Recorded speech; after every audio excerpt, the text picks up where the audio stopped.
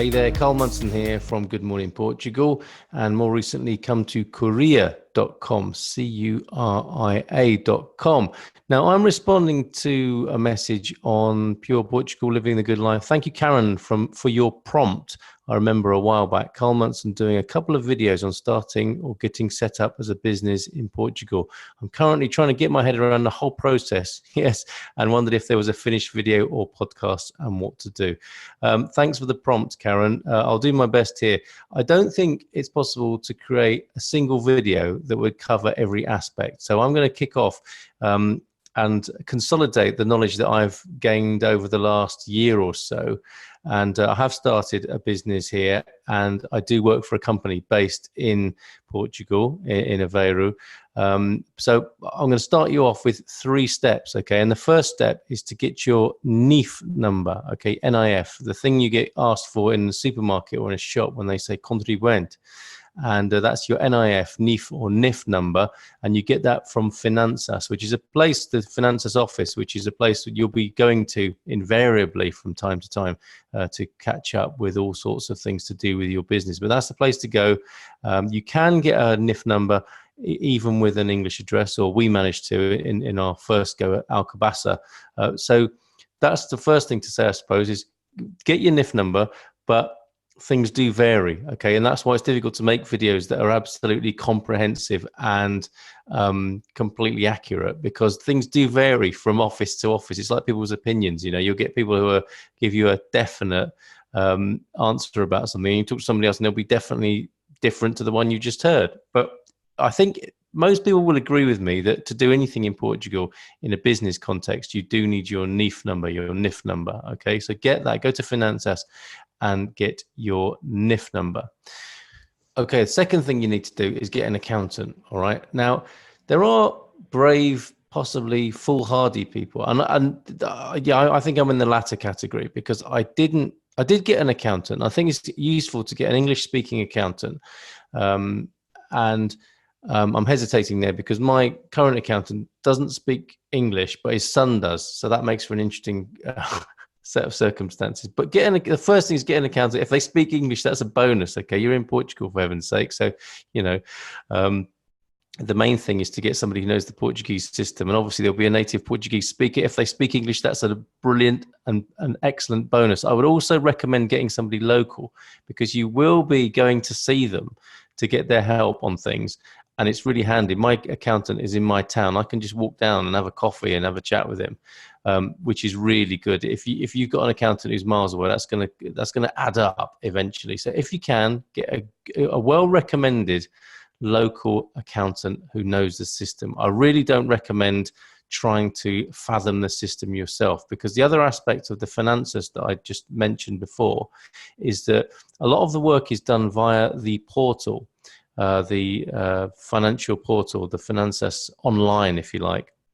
Now, your accountant is going to be able to help you get through that. You're going to have to get a login. Now, maybe the thing to do is when you're getting your NIF number is to get your login for the financial portal, okay? So they'll know about that. Or well, I say that. They most likely will know about that in the Finanças office. So get your NIF number, get your portal login, and that's what your accountant is going to need. And so definitely get an accountant. I was between accountants because I moved towns. I went to Finanças on my own, and with the whole language thing, I've ended up registering myself for an unadvantageous tax or VAT, or as it's known here, IVA bracket. Okay, so it's cost me to not get professional support and advice, and I don't think there's a great deal I can do about it now, although other people will say, yes, of course you can appeal, etc. But I'll put that down to experience, and that's the other thing to bear in mind, is you would have to put things down to experience, and you would have to put down things to expense as well. That's just how it goes, which brings me on to my third point or step, okay? Learn Portuguese. Now, I'm not talking necessarily about the language Portuguese. Obviously, yes, learn Portuguese. It's only right and respectful and polite to do so in Portugal. Learn Portuguese.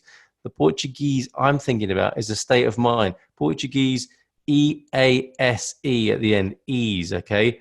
Get easy, get calmer, get tranquilo. I've been told this, okay? To calm down, to be tranquilo. And this is a zen, right, of local life. And this is what you need to do. If you come from one of these customer is king cultures and you expect that you're the center of the universe and everybody should do what you want them to do because you're paying tax and you're the customer, you are in for a rude awakening, okay? And it's you probably that's being rude in this culture and context. And now I'm not going to argue with you about the kind of morality or opinion or ethics about that. I'm telling you what I've experienced here, which is to get with the program and get your ticket, queue up, and just take it easy. This culture, this process, the systems that we experience and are dealing with in Portugal will give you every opportunity you've ever wanted to learn Zen-like mindfulness and detachment. Okay, so see it like that. If you're the person or kind of person who gets rattled and starts seething in situations where you think you know how this could all work better, or it works better where you come from, and that's only really because it's what you're used to.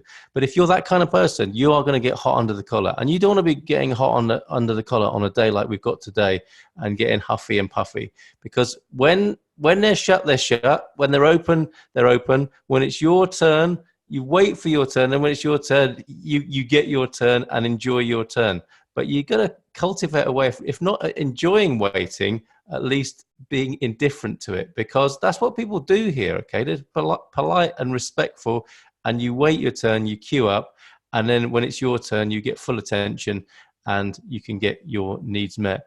But this thing I'm talking about is the attitude, it's the orientation to local life. Okay, so everything from it's represented to me by the local festa life. You know, that's a community thing. People come together to do things for their town and for each other. And it's the same in the bureaucracy, okay? You have to think in terms of the collective. It's like, it's what's good for the group. And if you're thinking like it's all about me, you're going to learn it's not all about you. It's like, it's about the system. And that's, you know, there's obviously it's good and bad about everything. And there's something kind of individually soul crushing, realizing you're not the center of the universe. And you are reminded that from time to time.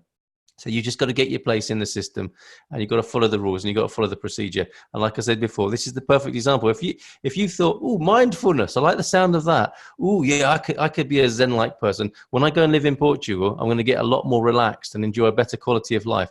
Well, this will be your chance, and you will be tested on that. Okay, so calm the hell down.